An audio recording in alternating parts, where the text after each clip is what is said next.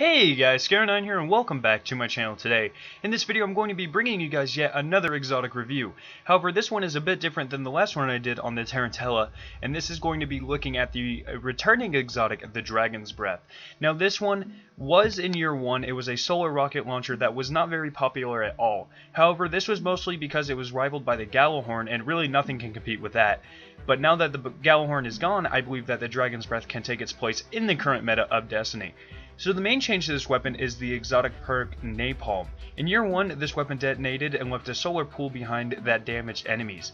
Now in year 2, this perk has been changed so you can actually control where and when this pool is made. When you fire this launcher, you can fire it regularly by quickly tapping the fire button. It will then act exactly as it did in year 1. However, now you can continue to hold the trigger when you fire it, and then when you release the trigger, a canister is dropped from where the rocket is, and that is where the solar pool will be created.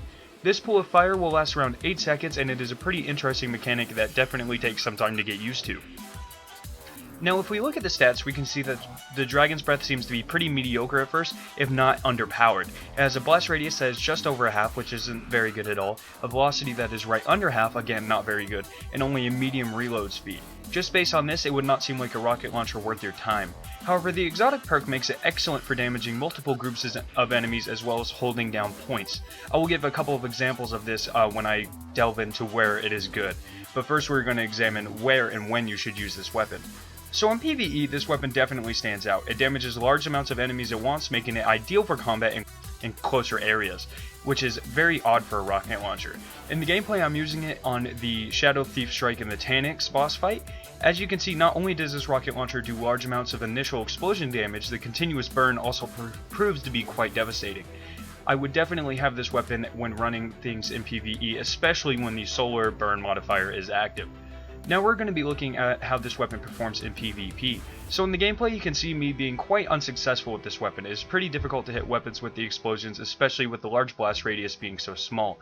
However, I did have a few games where I performed quite well with this weapon, but I did fail to record that gameplay.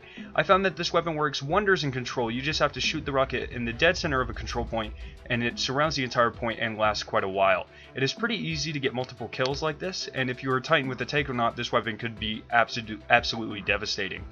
So this weapon performs pretty well in the Crucible, however there are other great legendary rocket launchers that perform just as well and don't take up an exotic slot.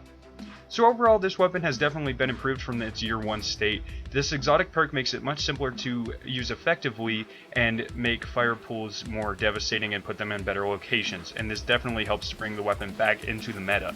Now this might not be the most efficient heavy weapon in Crucible, but it performs very effectively in PvE, and I would definitely recommend it. What do you guys think about this rocket launcher now that it's been changed? Do you like it? Let me know in the comment section down below.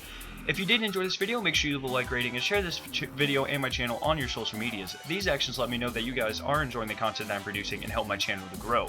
Click the annotation on screen to watch my theory about the rest of the Hunger Pains quest that Eris Morn gives you. Follow @Scar9 on Twitter to keep up with all things dealing with this channel. Finally, subscribe for more Destiny content, and I will see you guys in my next video.